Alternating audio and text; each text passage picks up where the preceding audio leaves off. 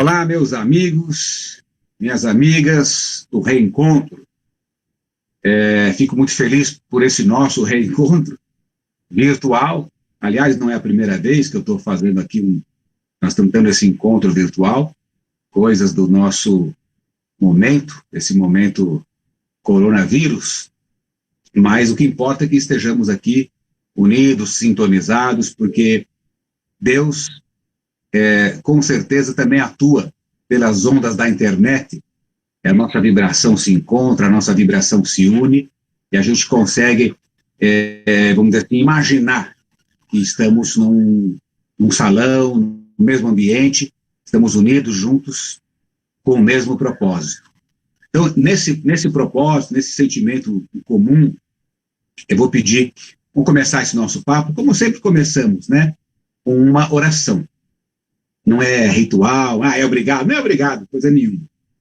Mas só para marcar o momento. Eu venho do trabalho, cada um vem do trabalho, sei lá, vem da escola, se bem que da escola acho que ninguém está vindo, que ninguém está tendo escola, mas estamos com a cabeça cheia de coisas, cheia de problemas, já assisti um monte de noticiário, já ouvi falar o índice disso, o índice daquilo, aí fica com a cabeça cheia de coisa. E agora a gente precisa estar com a cabeça leve, livre, o coraçãozinho livre, para nós entrarmos em sintonia com o plano espiritual, entrarmos em sintonia com os nossos mentores, e para que a gente tenha realmente, desse momento, são poucos instantes que nós vamos ficar aqui, que nós possamos absorver o máximo das vibrações, desses sentimentos que nos unem aqui, e sem dúvida nenhuma, também tem aí a companhia dos espíritos amigos, nos ajudando, nos orientando, nos amparando, como sempre, tá? Então, uma pequena concentração, todos unidos, vamos num só tom, num só sentimento, levar o pensamento a Deus, aos espíritos amigos, pedir que eles nos abençoem, nos amparem, nos protejam esses instantes em que estamos aqui, juntos, refletindo, e possamos estar com a mente aberta, o coração aberto, para refletirmos sobre os ensinamentos do Cristo, sobre o nosso propósito de vida, o mundo em que vivemos, e o nosso papel na transformação desse planeta, na transformação da criatura humana, começando, sem dúvida nenhuma, pelo nosso comportamento. Que Deus nos abençoe, os espíritos amigos nos acompanhem mais uma vez. Que assim seja. É isso aí, pessoal. Estamos aqui. Vamos falar hoje um pouquinho sobre a importância da fé. Fé é um conceito extremamente complicado. Nós falamos muito. Fé, eu acredito que fé e amor são duas coisas que a gente não entende muito e fala bastante.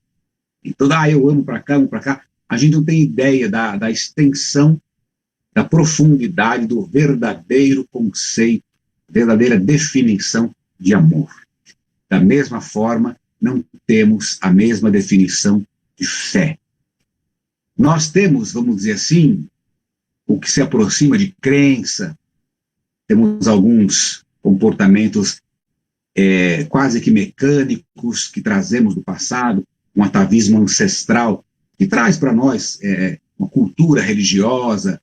No nosso caso, espíritas, nós não temos rituais, mas absorvemos do nosso passado, dentro da orientação judaico-cristã, que todo mundo, de um jeito ou de outro, teve influência, e achamos que a fé se resume a isso. A grande vantagem, digamos assim, da doutrina espírita quando a gente fala que nós não temos rituais, é importante acentuar isso, é importante não criar, viu, gente? Porque se deixar, a gente diz, mas faz um negocinho aqui, uma velhinha, uma imagenzinha, olha, vamos fazer um negócio assim, atrapalha? Não. Deus vai ficar triste, o Cristo vai nos abandonar? Não. Mas qual é o problema disso? O problema disso é que o dia que não tiver, você pode ficar, se sentir menor, menos, não valeu. Né? Eu tenho uma história antiga de um centro espírita aqui, o pessoal que tomava passe, entre os passistas, tinha um cidadão que dizia que incorporava um índio. E, então, o passe dele não era um passe, era uma pagelança, né? Era um negócio assim, ele fazia, só faltava os chacoalho, o cocar e tal. E a pessoa tomava o passe com ele e se sentia muito bem, achava legal aquele ritual todo, né? E aí o médium, o passista, foi estudando, foi conhecendo melhor a doutrina, foi mudando, o centro foi mudando, e aí ele abandonou essa postura mais ritualística e passou a ministrar o passe de uma forma mais discreta, de uma forma mais tranquila. E o cidadão que ia tomar o passe, ele começou a ficar chateado, porque, poxa, eu gostava daquele passe lá, né? E aí um dia ele tomou coragem, entrou na fila do passe, sentou, o médium aplicou lá o passe, aí terminou o passe, ele olhou, não levantou da cadeira, né? Não saiu, o médium olhou para ele, pois não, né? Tudo bem, o senhor me deu passe, mas agora dá para o senhor dar aquele passe do índio? Ele ficou com esse negócio do passe do índio e ele achava que ele estava recebendo um passe menor, um passe de menor qualidade, porque não tinha aquele ritual todo. Então, nós espíritas procuramos sempre realmente focar a coisa na doutrina, na relação nossa com o Criador, com Deus, com os espíritos, uma relação que não precisa de intermediário, não precisa de local, de forma, de gesto, de nada disso. É uma relação de coração, de vibração, de sentimento. É só o que chega lá. O do índio chega também não atrapalha. Não, se você fizer de joelho, não. Você não precisa ajoelhar fisicamente. Você precisa, sim, dobrar-se moralmente, emocionalmente. Mas, fisicamente, não há essa necessidade. Mas tem gente que se sente melhor. Então, nós não criticamos, não, só, vamos dizer assim, abrimos os olhos para que a coisa não entre assim num caminho, num desvio. Então, o meio, a forma, passa a ser mais importante do que o conteúdo. Vocês podem lembrar, a gente vai ficando velho, começa a contar causos, né? Começa a contar coisas do passado. Quando eu era garoto, você ficava gripado, você ia na farmácia, e quando você não podia faltar na aula, não podia faltar no trabalho, chegava o farmacêutico, dá uma injeção daquela de gripe, mas daquela braba, né? Mas ele dava aquela injeção dolorida, a agulha parecia um bico de encher bola, aquela injeção oleosa, doía, mas doía. Mas a gente sai com aquela sensação, essa vai me curar, porque doeu muito. E não tem nenhuma necessidade. Se ele desse uma injeção que não doesse, branquinha, não, essa não valeu, essa injeção é falsa, isso deve ser só água. Então, nós acabamos, quando, vamos dizer assim, o meio é muito forte, a gente acaba esquecendo a finalidade, o conteúdo. Então, o veículo que leva o remedinho para gripe, não interessa se é brita, areia, se é pedra, ou se é um líquido. O que interessa é o conteúdo. E na doutrina a mesma coisa, o conteúdo. O desenvolvimento da fé, então, é uma coisa interior. É algo, é uma força, uma convicção plena, é uma certeza que nós não temos ainda. E, aliás, estamos muito longe. Mas o que nós vamos fazer, então? Eu não tenho fé, então eu vou abandonar. Não, eu vou exercitar. A fé é um exercício. Aliás, tudo na vida em tudo na vida cabe exercício. Então eu quero perdoar, eu preciso exercitar. Começo a perdoar as pessoas, as pequenas coisas, estou tentando ir para as maiores. Aí eu quero ser mais simpático, eu vou exercitar. Tudo na vida é exercício. Aí eu quero emagrecer, eu vou fazer exercício, eu vou maneirar na alimentação. Tudo isso, tudo que a gente quer de melhor, de conquista, precisa exercitar. A fé também. Eu tenho fé. A gente tem fé até certo ponto. Até certo ponto. Surgem os problemas, surgem as dificuldades, a gente não acredita. Qual o momento que nós estamos vivendo agora? O tal do corona.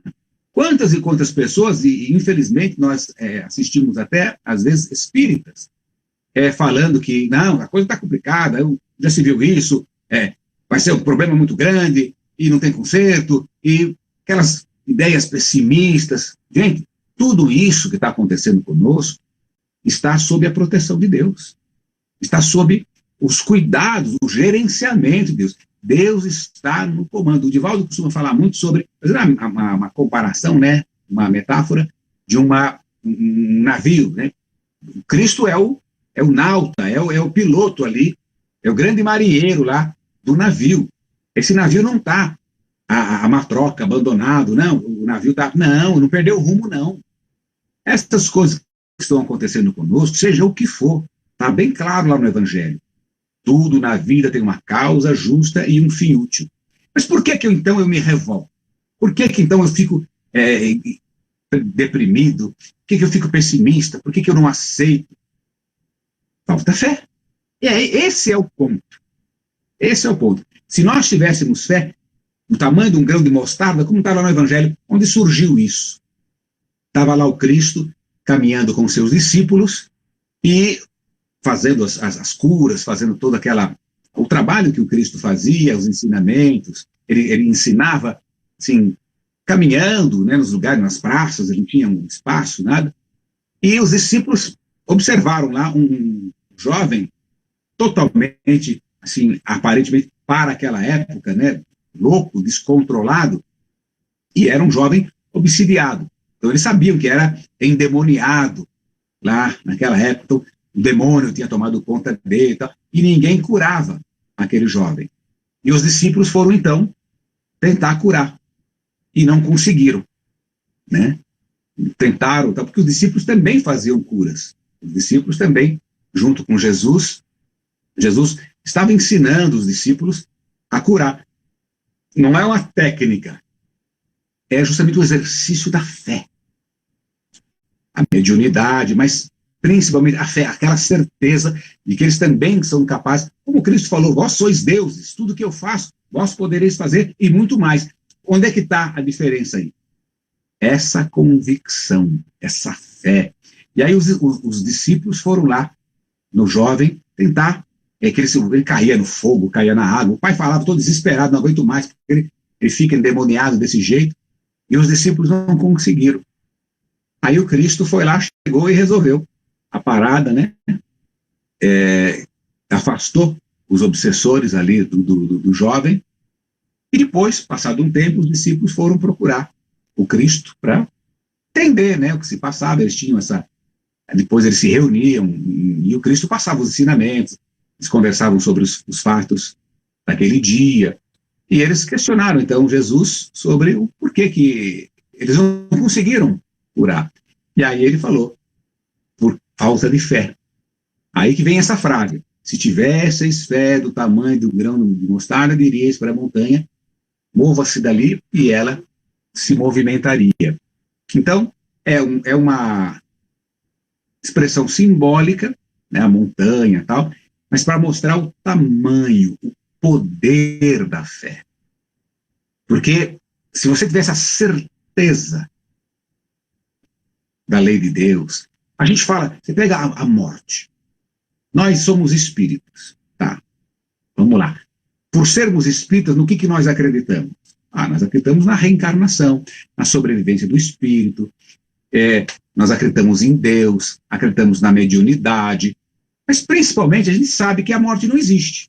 A gente desencarna, vai para o plano espiritual, continuar a vida, vai encontrar parentes, amigos, pessoas que a gente amava, ama, e se distanciaram, partiram na nossa frente. Nós vamos continuar a nossa vida, vamos colher os frutos que plantamos aqui. A vida vai continuar intensa, muito melhor do que aqui, porque sem mais os problemas que nós temos aqui, né, principalmente os problemas físicos, então doença, essas dores físicas, problema da vida em sociedade, né, a sociedade humana, materialista, então criminalidade, corrupção. Nós vamos para um plano espiritual, o plano espiritual que a gente imagina que vai, né, melhorzinho um pouco, e se a gente quer encontrar isso tudo, se a gente sabe que vai encontrar isso tudo, aí fica aquela pergunta: por que tem tanto medo de morrer? Por que quando uma pessoa desencarna é uma coisa assim, uma catástrofe? Peraí. Não, veja bem. Então, mas você não sabia? Não, eu sei e tal.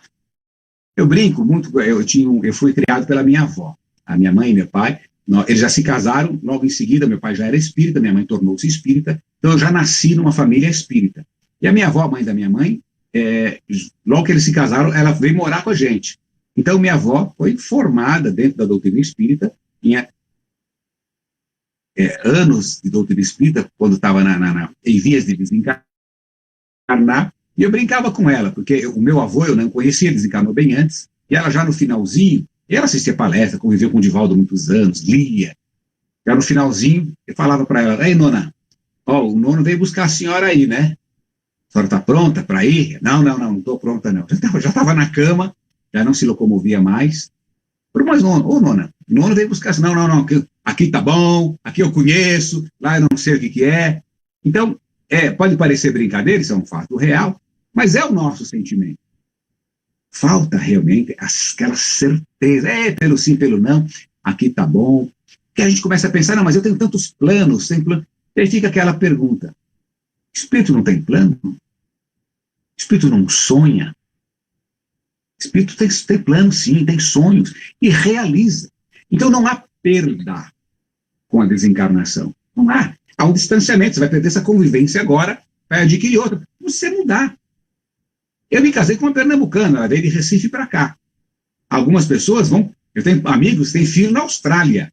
É uma perda, mas houve um ganho lá, casou lá, emprego lá, uma nova vida. É assim, o plano espiritual é uma grande viagem, é uma Austrália um pouco mais distante. Mas não tem internet. Não tem internet, mas tem uma coisa melhor ainda, que é o coração, a vibração. A gente continua em contato com os nossos entes queridos pelo coração, pela vibração, pela oração. Mas eu não vejo. Então, aquela coisa do Tomé, né? Eu não vejo, não acredito. Preciso ver para crer. Esse é o exercício da fé. É uma coisa que nós precisamos exercitar para conseguir conquistar. E o que muda? Muda completamente a nossa relação com a vida. Porque todas as besteiras que nós fazemos justamente pela falta de fé. Por que eu faço? Por que o cidadão se corrompe? Pergunta para ele se tem religião. Ele vai falar que tem. Não, tem religião. Mas por que você faz essa besteira? Se não fizer, tu faz, achado não é roubado, o mundo é dos espertos. Não tem explicação lógica. Então você não sabe que você vai colher os frutos do que você está plantando? Sei. Você não sabe, entre aspas, você vai ser julgado pelo que você está fazendo? Eu sei. Por que faz besteira?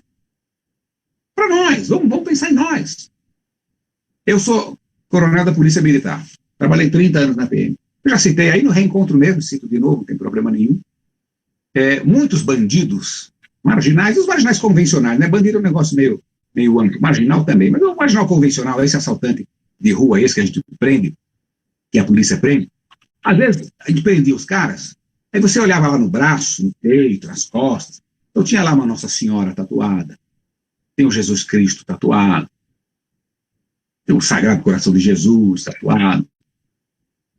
E às vezes eu tive a oportunidade de perguntar para alguns, né, desses bandidos. Falou: cidadão, me diz uma coisa, que é isso aí, Nossa Senhora tatuada no peito? Por que é isso aí? Lá, a resposta, né? Eu sou devoto de Nossa Senhora. Tenho muita fé. Tem fé? Tenho fé. Eu vou assaltar, eu rezo. Eu peço para ela me ajudar, para a polícia não me pegar, para o assalto dar certo. Eu consegui bastante dinheiro, eu peço ajuda para Nossa Senhora. É comum a gente assistir isso em filme, a pessoa vai fazer um atentado, vai fazer alguma coisa. O que os nossos irmãozinhos equivocados, né, os muçulmanos equivocados, isso não é a postura do Islã, não é a postura do Corão Sagrado.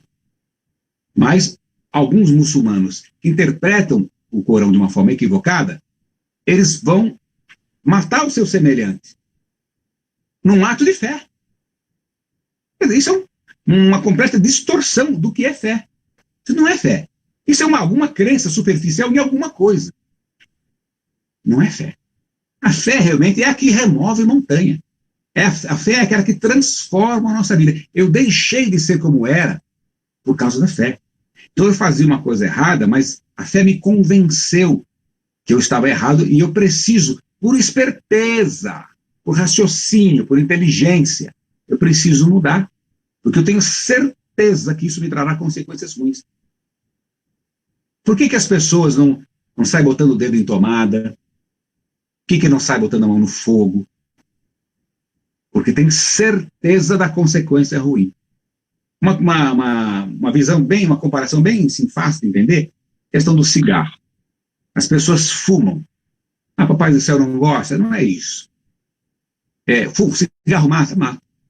Mas fala para um fumante que cigarro mata. Você sabe que cigarro mata, mas mata quando? Mata, demora muito, demora, não tem pressa de morrer. Né?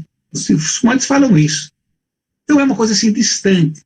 Agora, vê se alguém fuma um cigarro que mata na hora. Se o cara desse uma tragada aqui e caísse ali, ninguém mais fumava. Ninguém mais fumava.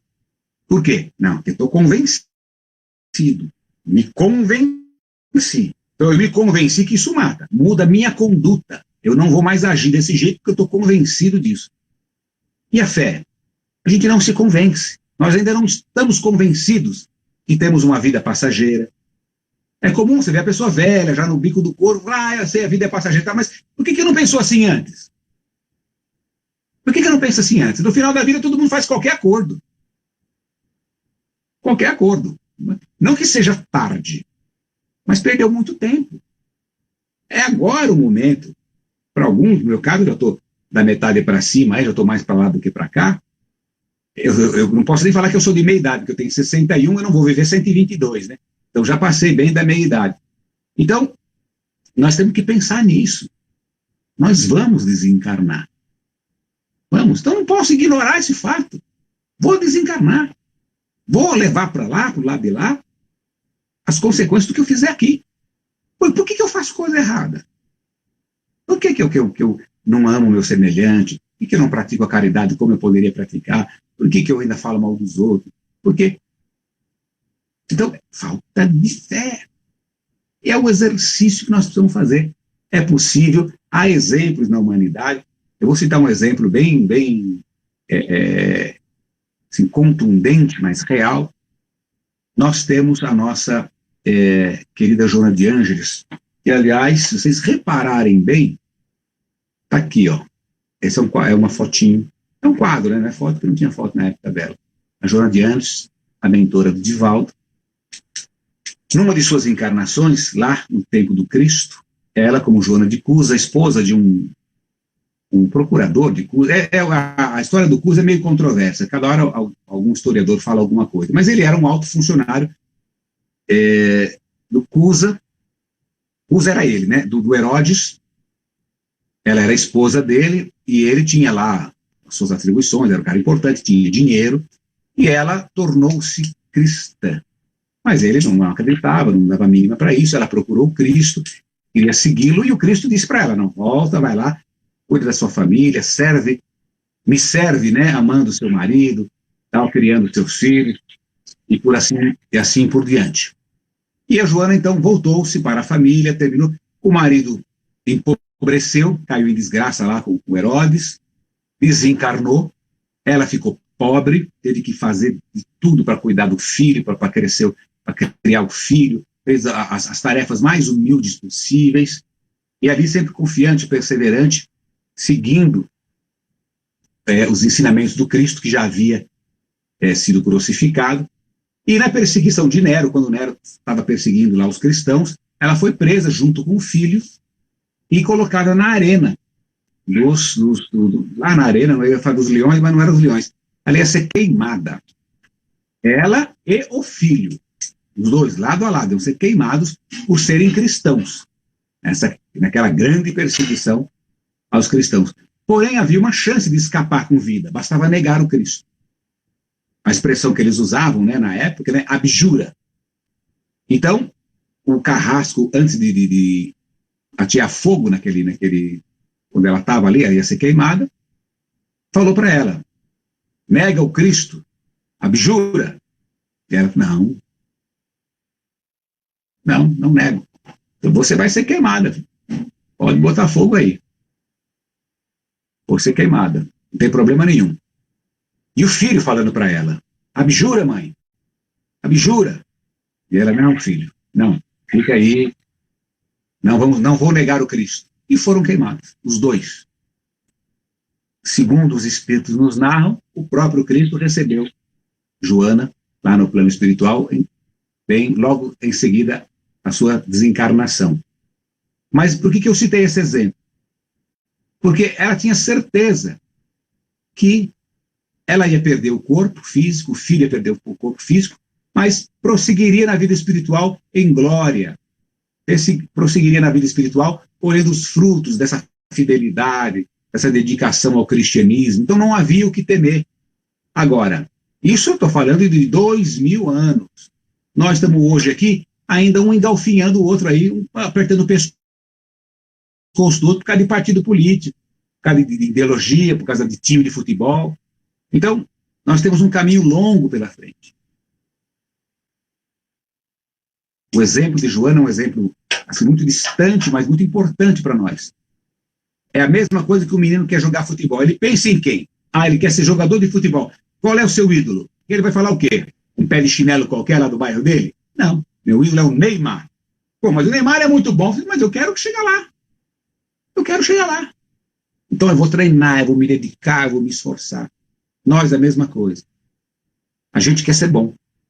O Cristo disse, volta a dizer, repetir a frase, vós sois deuses, tudo aquilo que eu faço, vós podereis fazer. Eu quero chegar lá.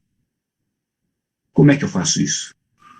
Vai ser seguindo esse monte de gente também, abilolada que nós temos aqui, tudo atrapalhado? Não, é o Cristo. O Cristo é a nossa referência. Como ele mesmo disse, eu sou o caminho, a verdade e a vida. Ninguém vai ao Pai se não for por mim. Ele é o nosso foco. É o Neymar da vida espiritual. É o Neymar da felicidade. É o Neymar da evolução, do nosso progresso. E é aí que a gente tem que seguir. Esse é o nosso exercício, é a nossa meta de vida. Exercício da fé, fé no coração, muito trabalho, fora da caridade não há salvação. E vamos lá, que é perfeitamente possível. Nós nos esforçarmos, nós lutarmos, nos exercitarmos, nós temos todos os instrumentos para progredirmos, para crescermos e trilhar o exemplo de Joana, chegando até o Cristo. Muito obrigado, uma boa noite, que Deus nos abençoe.